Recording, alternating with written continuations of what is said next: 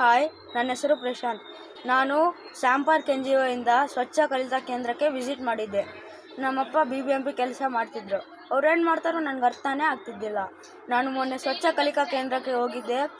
ಅಲ್ಲಿ ಅನು ma'am, Siddu sir, management ಎಲ್ಲ ನಮ್ಗೆ ಹೇಳ್ಕೊಟ್ರು. ಹೆಂಗೆ ಗೊಬ್ಬರ ಮಾಡಬೇಕು, ಹೆಂಗೆ ಅವೆಲ್ಲ ಥಿಂಗ್ಸ್ ಎಲ್ಲ ಚೆನ್ನಾಗಿ ಇಟ್ಕೋಬೇಕು, ಹೆಂಗೆ ಹಸಿ ಕಸ ಒಣ ಕಸ ಡೇಂಜರ್ ಎಲ್ಲ ಸಪ್ರೇಟಾಗಿ ಮಾಡಿಕೊಡ್ಬೇಕು. ಇಲ್ಲಾಂದರೆ ಅವ್ರಿಗೆ ಎಷ್ಟು ಕಷ್ಟ ಇರುತ್ತೆ. ನಾವು ಮೊನ್ನೆ ಒಂದು ಪ್ಲೇಸ್ಗೆ ಹೋಗಿದ್ರೆ ಅಲ್ಲಿ ಅವ್ರು ಎಷ್ಟು ಕಷ್ಟಪಟ್ಟು ಹಸಿ ಕಸ ಒಣ ಕಸ ಸಪ್ರೇಟ್ ಮಾಡ್ತವ್ರೆ. ಅವ್ರಿಗೆ ಅಷ್ಟು ಕೆಲಸ ನಾವು ಕೊಡಬಾರ್ದು. ನಾವೇ ಹಸಿ ಕಸ ಒಣ ಕಸನ ಡೇಂಜರ್ನ ಸಪ್ರೇಟ್ ಮಾಡಿ ಅವ್ರಿಗೆ ಹೇಳ್ಬಿಟ್ಟು ಕೊಡಬೇಕು. ಇನ್ನು ಅವರೆಲ್ಲ ಹಸಿ ಕಸನ